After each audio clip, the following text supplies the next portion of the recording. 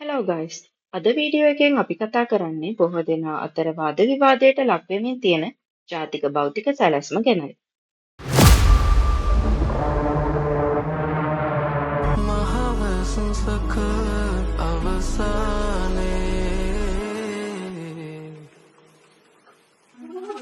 දුරකට පඳුරු පැලේ කවුදෝ එකී බිඳිනදෝ පළඟැටියෝ නුඹ තෝ ඉන්නේ මගේ තනියට මෑත කාලයේ ශ්‍රී ලංකාවේ ඇති වූ භූස්ථලනය, අධික වර්ෂාව, ගම් වතුර සහ නාගරික විපත් පසුබිමකදී මෙවැනි දේවල් වලට සැලසුම් තිබුණා නම් මෙහෙම වෙයිද කියන ප්‍රශ්නය අපි හැමෝම අහනවා. එතනින්ම ඉදිරියට එන්නේ ජාතික භෞතික සැලසුම කියන්නේ මොකක්ද?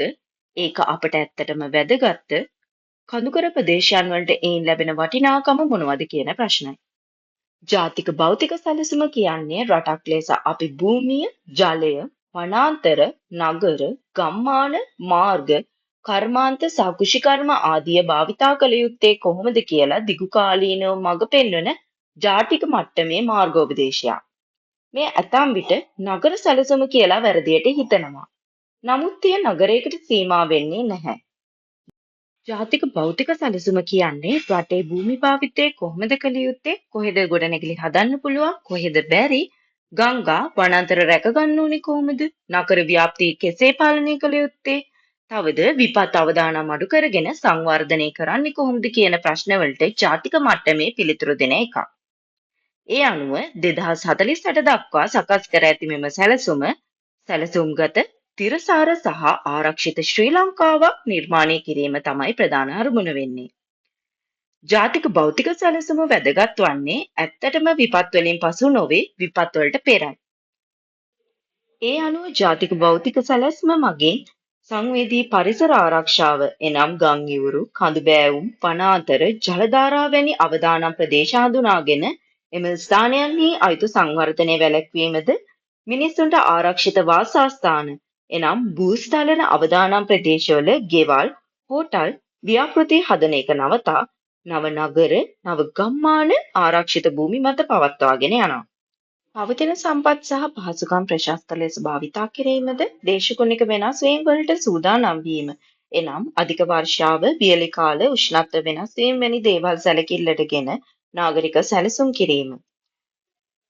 මෑත කාලයේ ශ්‍රී ලංකාවේ අපි දැක්කා එකක් දෙකක් නෙවෙයි නිතර නැවත නැවත සිදුවන විපත් මාලාවක්. කඳු බෑවුම් වල වසර ගණනාවක් ජීවත් වෙච්ච පවුල්වල ගෙවල් එක රැයකින් පස්සට කඩා වැටුණා. ගම් ඉවුරු අසල ඉදි කරලා තිබුණු ගොඩනැගිලි, වෙළඳසැල්, නේවාසික නිවාස ගම් වතුරට යට වෙලා මිනිසුන්ගේ ජීවිත අසරණ කරා. නගර හා ගම් අතර අපිට සම්බන්ධතාවය ලබා දුන් මාර්ග ජාලය එක වැසි වාරයකින් කඩා වැටුණා. ඒ සමගම ආර්ථික ක්‍රියාකාරකම්, අත්‍යවශ්‍ය සේවාවන්, දෛනික ජීවිතය සම්පූර්ණයෙන්ම අප්‍රිය වුණා. මේ හැමදේම අපි බොහෝ විට ස්වභාවික විපත් කියලා සරලව හඳුන්වනවා. නමුත් මේ විනාශයට හේතුව ස්වභාව ධර්මයේ පමණක්ද? ඇත්ත වශයෙන්ම නැහැ. මෙවැනි විපත් ඉතා බොහෝ අවස්ථාවල වැරදි සැලසුම්, සැලසුම් නොමැති සංවර්ධනය සහ නීති හා මාර්ගෝපදේශ නිසලෙස ක්‍රියාත්මක නොවීම මගින් තවත් බරපතල කරලා තියෙනවා. අවදානම් තිබුණත් කඳු බෑවුම් වල ගොඩනැගිලි ඉදිකිරීම, ගම් ආරක්ෂිත කලාප නොසලකා ඉදිකිරීම සිදු කිරීම, පරිසර සංරක්ෂණ නීති අතික්‍රමණය කිරීම මෙම විපත් වලට පැහැදිලි හේතු. විපත් වලට පස්සේ අපි හැමෝම එක ප්‍රශ්නයක් අහනවා. මේවා කලින් ඇයි හිතුවේ නැත්තේ? ඇයි මේවා වළක්වන්න පියවර ගත්තේ නැත්තේ? ඇත්ත වශයෙන්ම ඒ ප්‍රශ්නයට අද හෙට හදපු අලුත් උත්තරයක් අවශ්‍ය නැහැ. ඒ උත්තරය දැනටමත් ජාතික භෞතික සැලසුම මගින් අපට ලබා දීලා තියෙනවා. වර්තමානයේදී ලෝකයේ මුහුණ දී සිටින විශාලම ගැටලුවක් ලෙස දේශගුණික විපර්යාස සැලකේ. මේ ගැටලුව හේතුවෙන් ශ්‍රී ලංකාවද දැඩි අවධානයකට ලක්ව ඇති බව පැහැදිලියි. දේශගුණික විපර්යාසය රටේ ආර්ථිකයට, ආහාර සුරක්ෂිතතාවයට, මහජන සෞඛ්‍යයට, සමාජ ස්ථාවරයට සහ ජාතික ආරක්ෂාවටද බලපාන ගැටලුවක්. එක්සත් ජාතීන්ගේ දේශගුණික විපර්යාස පිළිබඳ විද්‍යාත්මක මණ්ඩලය පෙන්වා දෙන්නේ මානුෂ්‍ය ක්‍රියාකාරකම් හේතුවෙන් හරිතාගාර වායු වැඩිවීමෙන් පෘථිවියේ උෂ්ණත්වය වැඩිවීම බවයි. මේ හේතුවෙන් වර්ෂා රටාවන් වෙනස් වී අධික වර්ෂාව, දිගු නියඟ, සුළි කුණාටු වැනි අසාමාන්‍ය කාලගුණ තත්ත්වයන් වැඩි වී තියෙනවා. දේශගුණික විපර්යාසයේ හේතුවෙන් ඇතිවන ගංවතුර, නායෑම් සහ අනෙකුත් ආපදා තත්ත්වයන්ට ශ්‍රී ලංකාව විශේෂයෙන් අවදානම් රටක් ලෙස හඳුනාගෙන තියෙනවා. පසුගිය කාලය පුරා අප රටේ නිරන්තරයෙන් සිදු වූ ගංවතුර සහ නායෑම්, මිනිස් ක්‍රියාකාරකම් සහ දේශගුණික වෙනස් වීම් අතර ඍජු සම්බන්ධයක් පවතින බව පෙන්වා දෙනවා. ශ්‍රී ලංකාවේ මධ්‍යම කඳුකරයේ සමස්ත ඇස්තමේන්තුව අනුව රටේ භූමි ප්‍රමාණයෙන් 20% පමණ නායෑම් අවදානමට ලක්ව ඇති අතර එම ප්‍රදේශවල මිලියන 4ක අධික ජනතාවක් වාසය කරනවා. ඒ අතරම රටේ ජනගහනයෙන් 20%ක් පමණ ජීවත් වන වෙරළබඩ කලාපයද මුහුදු මට්ටම ඉහළ යාම සහ වෙරළ ඛාදනය හේතුවෙන් අවදානමට ලක්ව තිබෙනවා. දැනට පවතින සංවර්ධන රටාවන් අනුව මධ්‍යම කඳුකරය සහ වෙරළබඩ කලාපවල ජනගහනය වැඩි වෙමින් පවතින අතර එය මෙම ප්‍රදේශවල පරිසරයට සහ ජනතාවගේ ආරක්ෂාවට ගැටලුවක් වී ඇත. මෙම ප්‍රවණතාවය නිසා ආපදා අවදානම තවදුරටත් වැඩි වේ. ගංවතුර සහ නායෑම් වලට අමතරව ඇතැම් ප්‍රදේශවල අධික වර්ෂාව, සුළි කුණාටු සහ නියඟ වැනි ආපදා තත්ත්වයන්ද වැඩි වී ඇත. මේ සියල්ල කෘෂිකර්මය, ජල සම්පත්, මහජන සෞඛ්‍ය සහ නාගරික ජීවිතයට දැඩි බලපෑම් ඇති කරයි. මෙම අධ්‍යයනයේ ප්‍රතිඵලයක් ලෙස දිගුකාලීන සහ තිරසර සංවර්ධනයක් සාක්ෂාත් කර ගැනීම සඳහා අතිශය අවදානම් තත්ත්වයක පවතින සහ අත්‍යවශ්‍ය ලෙස සංරක්ෂණය කළ යුතු වැදගත් භූගෝලීය කලාප ලෙස භූමි භාවිත කලාප තුනක් හඳුනාගෙන ඇත. මධ්‍යම කඳුකර ප්‍රදේශය එනම් මුහුදු මට්ටමේ සිට මීටර් 300ට වඩා උසස් භූමි ප්‍රදේශ. මෙම ප්‍රදේශය සියලුම ප්‍රධාන ජල මූලාශ්‍රවලට සහ ජල සම්පාදනයට මූලික දායකත්වය ලබා දෙන අත්‍යවශ්‍ය කලාපයක් වන අතර එය රටේ ජල ආරක්ෂාව සඳහා ඉතා වැදගත් වේ. ප්‍රධාන ගංගාවල ඉහළ ජල පෝෂක ප්‍රදේශවල සිදු කෙරෙන විශාල පරිමාණ සංවර්ධන කටයුතු හේතුවෙන් නායෑම් අවදානම වැඩිවීමත් සංවේදී බිම් භාවිත රටාවන් හානි ත්‍රීවීමත් සිදුව ඇත. එබැවින් මෙම ප්‍රදේශය සංරක්ෂණය කිරීම අතිශය වැදගත් වේ. තවද මෙම කලාපයේ පවතින ජනාවාස සාපේක්ෂ වශයෙන් ඉතා වේගයෙන් වර්ධනය වෙමින් පවතී. සංරක්ෂණය කළ යුතු අනෙකුත් කලාපයක් ලෙස වෙරළබඩ සංවේදී කලාපය සහ ගංගා ජලධාරා ප්‍රදේශ හඳුනාගෙන ඇත. ඒ අනුව මෙම කලාපයේ ජෛව විවිධත්වයට මෙන්ම සංචාරක සහ තීවර වැනි ආර්ථික කටයුතු සඳහාද අතිශය වැදගත් වේ. එහෙත් වේගයෙන් වර්ධනය වන ජනාවාස, අනෙකුත් සංවර්ධන කටයුතු සහ ප්‍රමාණවත් පාලනයකින් තොරව සිදුවන සංචාරක සංවර්ධන ක්‍රියාකාරකම් හේතුවෙන් මෙම සංවේදී පාරිසරික පද්ධතිවලට දැඩි හානියක් සිදුවෙමින් පවතී. ඒ හේතුවෙන් මෙම වෙරළබඩ කලාපය සහ ඒ සමග සම්බන්ධිත ගංගා ජලධාරා ප්‍රදේශ සංරක්ෂණය කිරීම අතිශය වැදගත් වේ. සංරක්ෂණය කළ යුතු අනෙකුත් කලාපයේ ලෙස වනාන්තර සහ ආරක්ෂිත පරිසර පද්ධතිය හඳුනාගත හැකිය. ඒ අනුව ජෛව විවිධත්වය සඳහාත් ජනතාවගේ ජීවනෝපාය සඳහාත් එසේම බද්ධ වූ ආර්ථික කටයුතු සඳහාත් අතිශය වැදගත් වෙන වනාන්තර, වනජීවී සංරක්ෂණ ප්‍රදේශ, අභය භූමි, අභ්‍යන්තර ජලමාර්ග සහ ජල පෝෂක ප්‍රදේශ මෙයට අයත් වේ. මෙම කලාපවල පවතින හානි අනිසි භූමි අත්පත් කර ගැනීම සහ මෙම සංවේදී පද්ධතිවලට ප්‍රමාණවත් අවදානමක් නොතකා සිදු කරන සැලසුම් රහිත භෞතික සංවර්ධන කටයුතු හේතුවෙන් මෙම ප්‍රදේශය අතිශය අවදානම් තත්ත්වයකට පත්ව ඇත. මධ්‍යම පළාත කියන්නේ භෞතික වශයෙන් ඉතා සංවේදී නගරයක්. උස් කඳු වලින් වටවුණු මහවැලි ගඟට ආසන්න උරුම වටිනාකමක් තියෙන නගරයක්. ඒ නිසා මධ්‍යම පළාතට සැලසුම් නැති සංවර්ධනය ඉතාමත් භයානකයි. ජාතික භෞතික සැලසුම මධ්‍යම පළාතට විශේෂයෙන් කියන්නේ නගරය වර්ධනය කළ යුතුයි, නමුත් පාලිතව, සැලසුම් සහගතව සහ ආරක්ෂිතව. කඳු බෑවුම් අවදානම් කලාප ලෙස රැක ගැනීම, ගඟ ආශ්‍රිත භූමි සංරක්ෂණය කිරීම, උරුම කලාප සුරක්ෂිත කිරීම අත්‍යවශ්‍යයි. තවද නායෑම් සඳහා දැඩි ලෙස අවදානමට ලක්විය හැකි සහ රටේ ප්‍රධාන ජල මූලාශ්‍ර පවත්වාගෙන යාම සම්බන්ධයෙන් ඉතා වැදගත් කාර්යභාරයක් ඉටු කරන ශ්‍රී ලංකාවේ මධ්‍යම ප්‍රදේශයේ පිහිටි සංවේදී ස්වභාවික පරිසර පද්ධති වලින් සමන්විත භූගෝලීය ඒකකය මධ්‍යම පාරිසරික සංවේදී ප්‍රදේශය ලෙස හඳුනාගත හැකිය. එම ප්‍රදේශ තමයි මේ සිතියමින් ඔබට පෙන්වෙන්නේ. මෙම ප්‍රදේශය මුහුදු මට්ටමේ සිට මීටර් 300ට වඩා උසින් පිහිටි අතර දිවයිනේ සියලුම ප්‍රධාන ගංගාවල ඉහළ ජල පෝෂක ප්‍රදේශ මෙහි පිහිටා ඇත. සම්පූර්ණ දිස්ත්‍රික්කයන් ලෙස හඳුනාගත් මෙම ප්‍රදේශයේ වත්මන් පරිපාලන දිස්ත්‍රික්ක වන මහනුවර, නුවරඑළිය සහ කෑගල්ලද එසේම මාතලේ, රත්නපුර, මොනරාගල, ගාල්ල, මාතර, කළුතර සහ කොළඹ හඳුනාගත් ප්‍රාදේශීය ලේකම් කොට්ටාස සහ සමහර කොටස් තුළද විහිදී පවතී.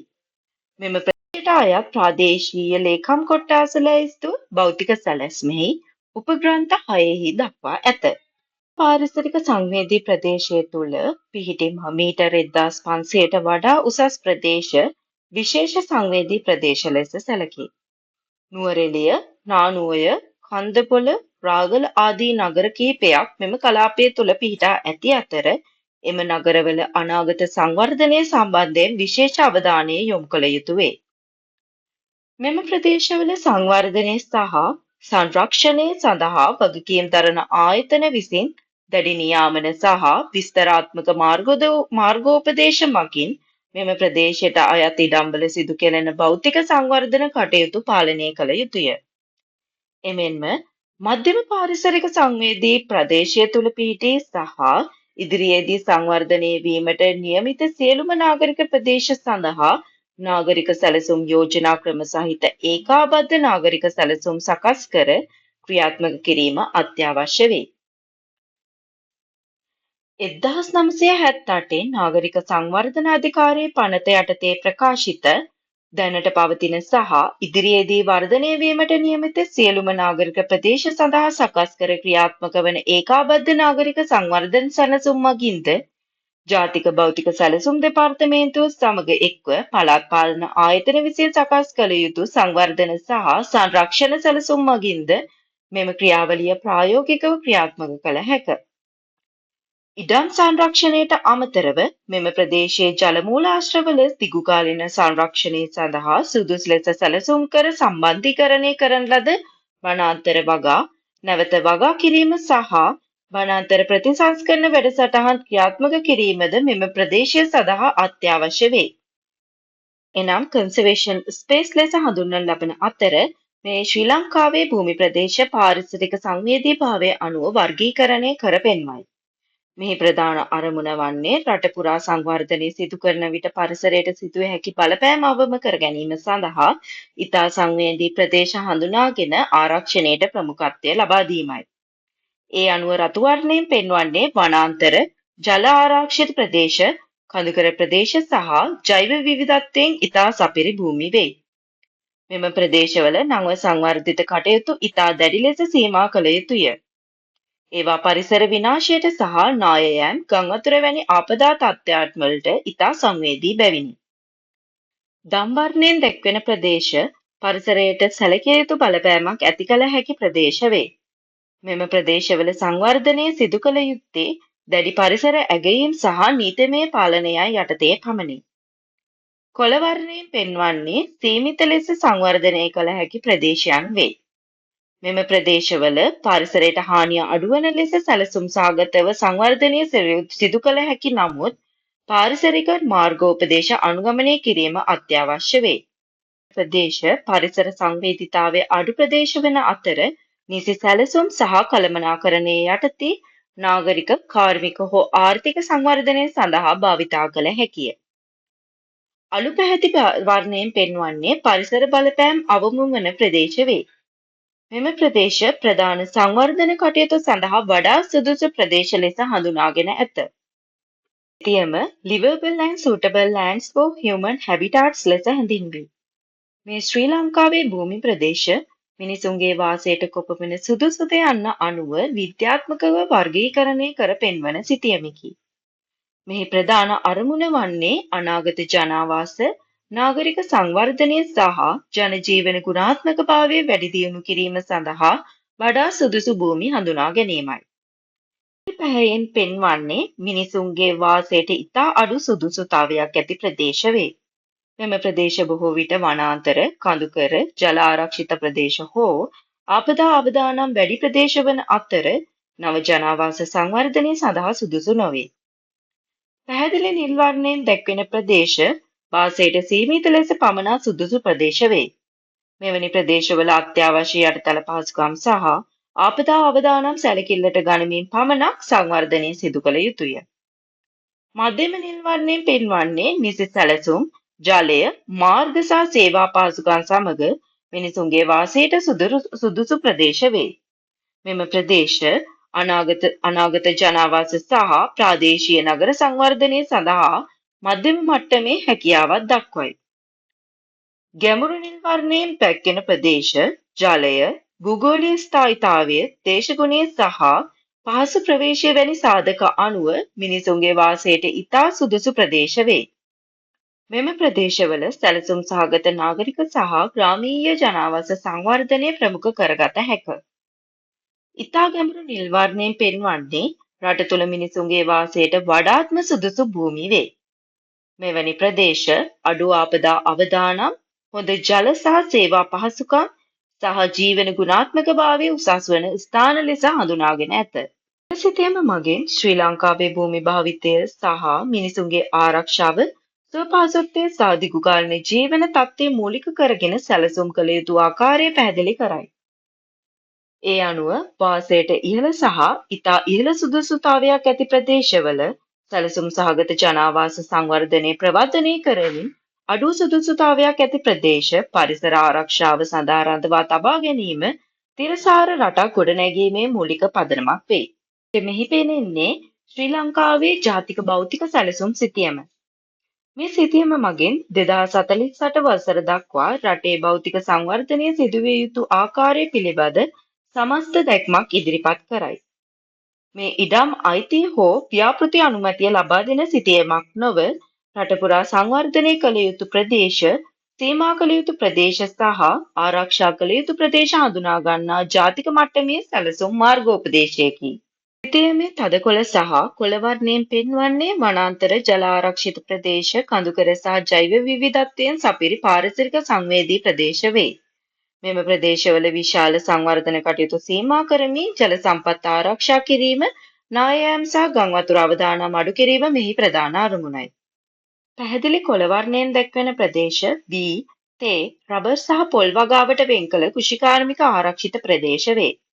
මෙම ප්‍රදේශ රටේ ආහාර සුරක්ෂිතතාවය සඳහා අත්‍යවශ්‍ය වන අතර නාගරික හෝ කාර්මික භාවිතයට අවිධිමත් ලෙස පරිවර්තනය කිරීම සීමා කරයි. රතු සහ රෝස වර්ණයෙන් පෙන්වන්නේ බහුකාර්ය වාණිජ නගර, ජාතික නගර, ප්‍රාදේශීය නගර සහ නාගරික මධ්‍යස්ථාන වේ. මෙහි අරමුණ වන්නේ රට පුරා අවිධිමත් නාගරික පැතිරීම පාලනය කරමින් තෝරාගත් නගර මධ්‍යස්ථාන තුළ සැලසුම් සහගතව සංවර්ධනය සිදු කිරීමයි. සිතියමේ රතු සහ දම් රේඛා මගින් දැක්වෙන්නේ ප්‍රධාන මාර්ග, අධිවේගී මාර්ග සහ දුම්රිය මාර්ගවලින් යුත් ප්‍රවාහන හා ආර්ථික කොරිඩෝව වේ. මෙම මාර්ග ආශ්‍රිත කර්මාන්ත, වෙළඳාම සහ සේවා ක්ෂේත්‍ර සංවර්ධනය කරමින් නගර, වරාය සහ ගුවන් තොටුපළ එකිනෙක සම්බන්ධ කිරීම මෙහි ඉලක්කය වේ. සිතියමේ විශේෂ සංකේත මගින් වරාය, ගුවන් තොටුපළ, කාර්මික කලාප සහ සංචාරක මධ්‍යස්ථාන පෙන්වයි. මෙම මධ්‍යස්ථාන රටේ ජාත්‍යන්තර වෙළඳාම, සංචාරක ව්‍යාපාරය සහ ආයෝජන ආකර්ෂණය සඳහා ප්‍රධාන භූමිකාවක් ඉටු කරයි. නිල් වර්ණයෙන් සහ වෙරළ ආරක්ෂිත සීමාවන් මගින් පෙන්වන්නේ වෙරළබඩ සහ විශේෂ කළමනාකරණ ප්‍රදේශ වේ. මෙම ප්‍රදේශවල සංවර්ධනය සිදුවන්නේ මුහුදු ජල මට්ටම ඉහළ යාම, වෙරළ ඉරිතැරීම් සහ සුනාමි වැනි අවදානම් සැලකිල්ලට ගනිමින් විශේෂ සැලසුම් සහ නීති යටතේ පමණි. ජාතික භෞතික සැලසුම් සිතියම පරිසරය ආරක්ෂා කරමින්, ආපදා අවදානම් අඩු කරමින්, නාගරික හා ආර්ථික සංවර්ධනය සැලසුම් සහගත ලෙස මෙහෙයවීමට ශ්‍රී ලංකාව තුළ දිගුකාලීන මාර්ගෝපදේශයක් සපයයි. සාකච්ඡාවම කියනවා නම් කොළ යනු ආරක්ෂා කරන්න, රෝස සංවර්ධනය කරන්න, රේඛා සම්බන්ධ කරන්න ලෙස හැඳින්විය හැක. සංවේදී ප්‍රදේශවල සිදු කරන නව සංවර්ධන කටයුතු සැලසුම් සහගතව සහ විධිමත් ලෙස ක්‍රියාත්මක කළ යුතුය. ඒ අනුව ස්වභාවික පරිසරයේ පවතින අවදානම් සහ සංවේදීත්වය හඳුනාගෙන ඒවා ආරක්ෂා කිරීම, මධ්‍යම සහ උච්ච ප්‍රදේශ සංවේදී ප්‍රදේශවල පවතින ජල මූලාශ්‍ර සංරක්ෂණය කරමින් ඒවායේ ආර්ථික වටිනාකම තිරසර ලෙස වැඩි දියුණු කිරීම, දේශගුණික විපර්යාසවල බලපෑම අවම කිරීම සහ ඒවට අනුවර්තනය වීම, නාගරික සංවර්ධන ව්‍යාපෘතිය සංවේදී පාරිසරික ප්‍රදේශවලට පැතිර යාම වැළැක්වීම, පාරිසරික සංවේදී ප්‍රදේශවලට සිදුවිය හැකි ජනගහන ආකර්ෂණය පාලනය කිරීම සිදු කළ හැකිය. ඒ අනුව ජාතික භෞතික සැලැස්ම මගින් මධ්‍යම පාරිසරික සංවේදී ප්‍රදේශ සඳහා උපාය මාර්ග ලෙස කලාපීය සැලසුම් මගින්, ප්‍රාදේශීය සැලසුම් මගින් සහ නාගරික සැලසුම් යෝජනා ක්‍රම මගින් විධිමත් කළමනාකරණය, රක්ෂිත සහ සංරක්ෂණය සඳහා වෙන් කර ඇති ප්‍රදේශ නැවත ස්ථාපිත කිරීම, අඩු ඵලදායී වගාබිම් ප්‍රදේශ නැවත වනාන්තර බවට පත් කිරීම, රජයේ සතු භාවිතයට නොගත් ඉඩම්වල වනාන්තර වගා කිරීම, වෘක්ෂ ආවරණය වැඩි කිරීම සහ ජනගහනය අඩු කිරීම සඳහා උපාය මාර්ග ක්‍රියාත්මක කිරීම හඳුනාගෙන ඇත. අද ශ්‍රී ලංකාවේ විපත් බොහොමයක් අනපේක්ෂිත දේවල් නෙවෙයි. අවදානම් තිබුණත් ඒවා නොසලකා හැරපු තීරණවල ප්‍රතිඵල. ජාතික භෞතික සැලසුම අපට කලින්ම අනතුරු ඇඟවීමක් දෙනවා. නමුත් සැලසුමක් තිබුණා කියලා ඒ ක්‍රියාත්මක නොවුනොත් කිසිම දෙයක් වෙනස් වෙන්නේ නැහැ. අද විපත් ගැන කතා කරන හැමෝම අහන්න ඕන ප්‍රශ්නය, අපි මේ සැලසුම කඩදාසි වලම තියන්නද නැත්නම් අපේ අනාගතය වෙනුවෙන් ක්‍රියාත්මක කරනවද?